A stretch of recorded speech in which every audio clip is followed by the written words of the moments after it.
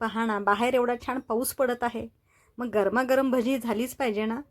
चला तर आज आपण गरमागरम भजी कशी करायची ती पाहूया. आणि त्याच्यासोबत मग चहा तर हवाच ना. मग चला आपण चहाही करणार आहोत. चला मग आपण जी भजी बनवली जाते ना त्याची रेसिपी कशी आहे ती अवश्य आणि अवश्य पहा. इथे 10 ते 12 कांदे चिरून सोलून घेतलेले आहे, बारीक चिरलेले आहे. त्याच्यावर आपण आता मीठ घातलेलं आहे कांद्यावर.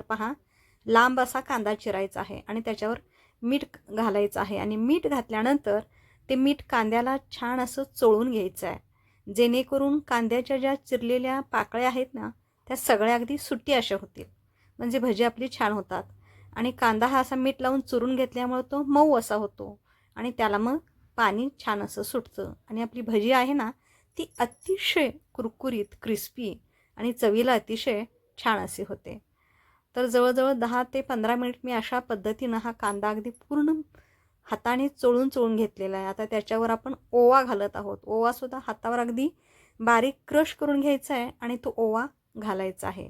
हा ओवासुद्धा घातलेला आहे. आता याच्यानंतर आपण याच्यामध्ये तिखट घालत आहोत, म्हणजेच मिरची पावडर घातलेली आहे, 1 चमचा घातलेला आहे. ओवासुद्धा आपण मोठा 1 चमचा घातलेला आहे. आणि आता आपण हे छान असं चमच्याच्या साह्यानं मिक्स करून घेत आहोत सुरुवातीला.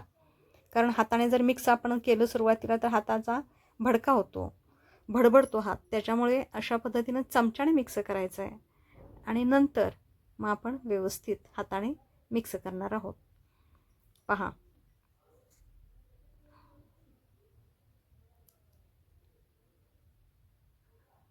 कांद्याला मीठ, ओवा आणि मिरची पावडर आपण जी घातली ना ती छान अशी लागलेली आहे. आता याच्यात आपण 1 वाटी हे तांदळाचं पीठ, छोटी 1 वाटी तांदळाचं पीठ घातलेलं आहे.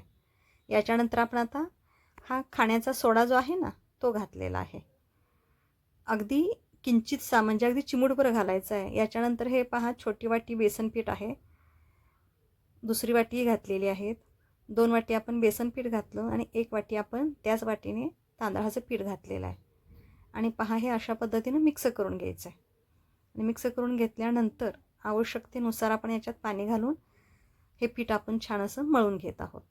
आता पीठ मळत असताना सुरुवातीला आपण चमच्याच्या साह्यानेच मळत आहोत. चमच्यानेच छान असं हे मिक्स करून घ्यायचं आहे. एकसारखं एकाच दिशेने असं फिरवत घ्यायचं आहे, म्हणजे पीठ आपलं जे आहे ना ते हलकं होतं. असं अगदी चिमूटभरच सोडा घातलेला आहे, पण भजी अतिशय क्रिस्पी असे होतात. तर पीठ भिजवण्याची ट्रिक माहीत असणं गरजेचं आहे. तर पीठ भिजवत असताना नेहमी एकाच दिशेने सतत आपण अशा पद्धतीने हे पीठ जर फेटून घेतलं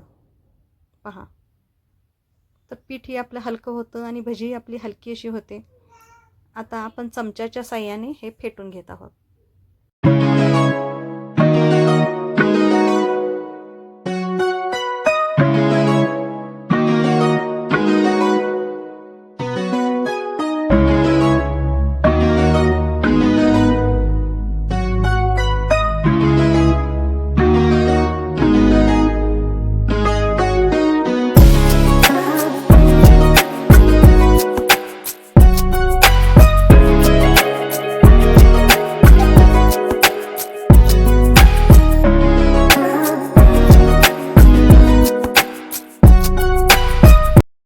गॅसवर आपण आता कढई ठेवलेली आहे, त्याच्यामध्ये आपण तेल घातलेलं आहे. तेल चांगलं तापलं की आपण आता भजी आहे ना ते सोडून घेणार आहोत. तर भजीच्या पिठामध्ये आपली कोथिंबीर राहिली होती, आपण कोथिंबीर अगदी शेवटी घातलेली आहे. तेलही आपलं आता चांगलं असं तापत आहे.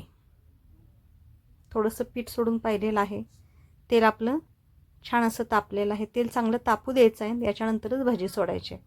आता आपण एक एक भजी सोडत आहोत. अतिशय हलक्या हाताने भजी सोडायचे.